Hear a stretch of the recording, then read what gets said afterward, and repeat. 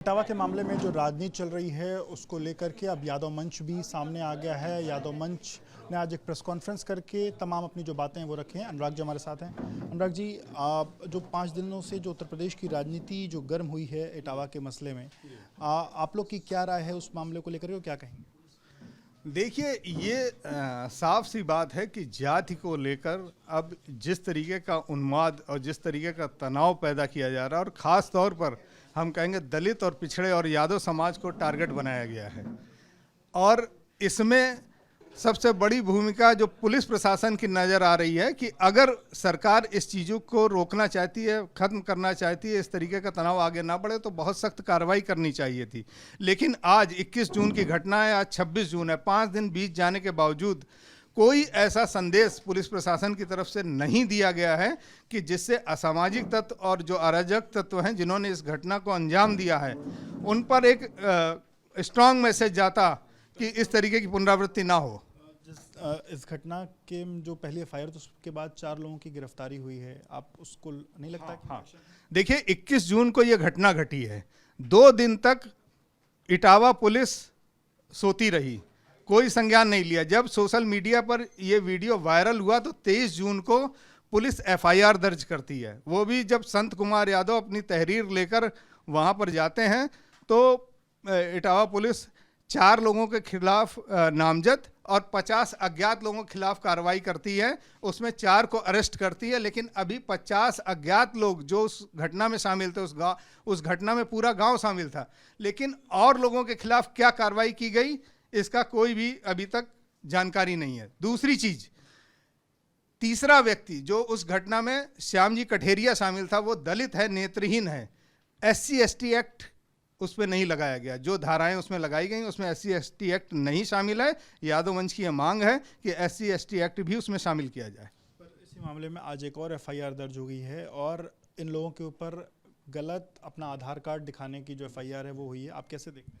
हाँ, देखिए, पहली चीज़ तो ये है कि जो आदमी पीड़ित है उसको आप न्याय नहीं दे रहे हैं और उल्टा उसका उत्पीड़न इस बात पे कर रहे हैं कि उसके खिलाफ धोखाधड़ी की एक एफआईआर आपने दर्ज कर ली।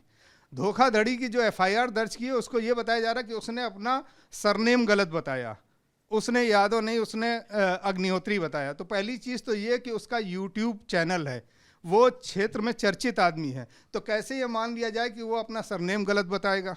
ये झूठे आरोप लगाकर ये एफआईआर दर्ज की गई। इससे पहले सोशल मीडिया में भी ये वायरल हो रहा था कि महिला से छेड़खानी का आरोप भी उस पर लगाया जा रहा। तो इस तरीके के झूठे आरोप लगाकर जिस तरीके का मैसेज दिया जा रहा है वो साफ ये इंगित कर रहा है कि कहीं ना कहीं जाति संघर्ष और जाति तनाव को बढ़ाने की कोशिश है, उसको खत्म करने की नहीं। एक आधार कार्ड तो सामने आया ना, एक चीज़ें वायरल है, आधार कार्ड फर्जी वो बताया गया। उसने स्टेटमेंट दिया है मुकुटमणि यादव ने कि हमारा ही आधार कार्ड लेके उसी आधार कार्ड की फोटो कॉपी करा के उसको फर्जी बनाया गया, उसमें अग्निहोत्री आगे लिखा गया। ये उन लोगों ने पेश नहीं किया, उनको गलत तरीके से उन्होंने प्रेजेंट किया है कि वो अग्निहोत्री उन्होंने अपना सरनेम लगाया। जो आदमी क्षेत्र में चर्चित है, जो कथावाचक होगा, उसको हजारों लोग सुनते हैं, तो कैसे हम वो कह देगा कि हम यादव नहीं, हम ब्राह्मण हैं, हम अग्निहोत्री हैं? तो ये एक और वीडियो भी वायरल हुआ है और उस वीडियो में ये दिखाया जा रहा है, ये जब उनसे उनकी जाति पूछी जा रही है तो वो कह रहे हैं कि वो व्यासपीठ पर बैठते हैं और जो लोग ऐसा काम करते हैं उनकी जाति नहीं पूछी जानी चाहिए, नहीं जानना चाहिए। इस तरीके की वीडियो भी वायरल हुआ है। पहली चीज़ तो देखिए, ये पूरी घटना एक नई शब्दावली को इजाद कर रही है और वो है जातंकवाद।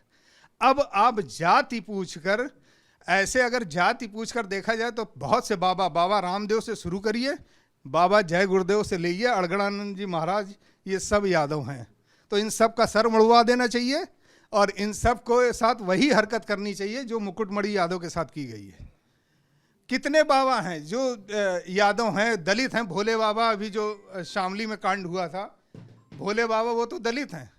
तो आपको जितने भी गैर ब्राह्मण बाबा हैं या गैर ब्राह्मण जो भी धर्माचार्य हैं, उन सभी का सर मुड़वाना चाहिए और उनके सबके साथ यही अमानवीय व्यवहार करना चाहिए। इससे तो ये साफ, तो ये एक जातंकवाद है, ये आतंकवाद से भी बढ़कर है और ये देश और समाज के लिए बहुत अहितकर है। और हम सब लोगों को इस बात पर गंभीरतापूर्वक विचार करना पड़ेगा, चाहे वो किसी समाज का हो, चाहे वो ब्राह्मण समाज का व्यक्ति हो यादव समाज का हो, क्षत्रिय समाज का हो, कि इस तरीके की घटना को रोकना चाहिए। और ये जो जातीय उन्माद प्रदेश में बढ़ रहा है, इसमें किसी का हित नहीं है। प्रकाश राजभर ने इस पर प्रतिक्रिया दी। उनका कहना है कि हमारे देश में मतलब एक जाति व्यवस्था जो है वो है, और सबको अपने जाति के आधार पर काम करने की बात जो है हमारे पूर्वजों ने बताई थी। हालांकि संविधान सबको एक बराबर का अधिकार देता है, पर ब्राह्मणों की ज़रूरत सभी को है। जीवन की शुरुआत से लेकर अंतिम क्षण तक ब्राह्मणों की ज़रूरत है, तो इसलिए उनके काम में हस्तक्षेप नहीं करना चाहिए, ऐसा उनका कहना है। देखिए, वो स्टेटमेंट अपने हिसाब से दे रहे हैं। मैं तो सबसे पहला सवाल करता हूं कि ये देश संविधान से चल रहा है या मनुस्मृति या किसी और शास्त्र या ग्रंथ से चल रहा है। अगर संविधान से चल रहा है तो संविधान में यहाँ जाति पूछ कर किसी का कर्म नहीं निर्धारित है। अगर यही बात है तो फिर तो कोई सारे दूध बेचने का काम केवल यादवों करना चाहिए, उसमें कोई और बिरादरी नहीं आनी चाहिए। कोई स्वीट हाउस खुलेगा तो फिर कोई और बिरादरी का आदमी नहीं करेगा। सारे जो पुलिस प्रशासन, आर्मी, इसमें केवल क्षत्रियों को जाना चाहिए, किसी और बिरादरी का आदमी उसमें नौकरी नहीं कर सकता। अगर आप पुरानी व्यवस्था, वर्ण व्यवस्था को लेकर चलेंगे तो फिर तो इस तरीके का, लेकिन ये देश उससे नहीं चल रहा, मनुस्मृति से नहीं चल रहा, ये देश संविधान से चल रहा है। संविधान में सबको राइट है, वो कोई भी किसी भी तरीके का काम चुन सकता है। तो ओम प्रकाश राजभर का स्टेटमेंट ये तो बिल्कुल मनुस्मृति की व्यवस्था की ओर इशारा कर रहा है। आखिरी सवाल, यादव मंच इस लड़ाई को कैसे आगे बढ़ाने जा रहा है? देखिए, यादव मंच इस पहली चीज़ तो यादव समाज को इस मामले के प्रति बहुत सचेत कर रहा है, और आगे इस तरीके की घटनाएं, जैसा कि हम लोगों का अंदेशा है, इस तरीके की घटनाएं बढ़ेंगी तो यादव समाज एकजुट होकर इसका मुकाबला करेगा। यादव मंच इस दिशा में सक्रिय है, और यादव मंच इसके लिए पूरे समाज से आह्वान कर रहा है कि इन घटनाओं को बहुत गंभीरता के साथ आप देखें और इसका रिएक्शन समय आने पर जरूर दें। तो क्या कोई बड़ा आंदोलन भी आप लोग करने वाले? निश्चित तौर पर अगर हमें न्याय नहीं मिला, अगर ये पीड़ित पक्ष को न्याय नहीं मिला, तो बहुत जल्द आप देखेंगे लखनऊ में एक बहुत बड़ा आंदोलन, एक रैली के साथ यहाँ पर शुरुआत होगी, और एक बहुत बड़ा आंदोलन पूरे प्रदेश में चलेगा। इस समय अवधि भी तय की?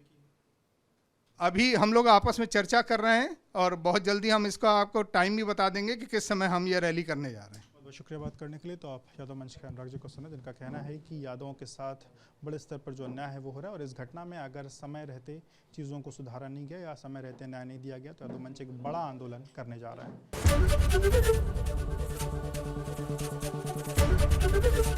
एबीपी गंगा, खबर आपकी, जुबान आपकी।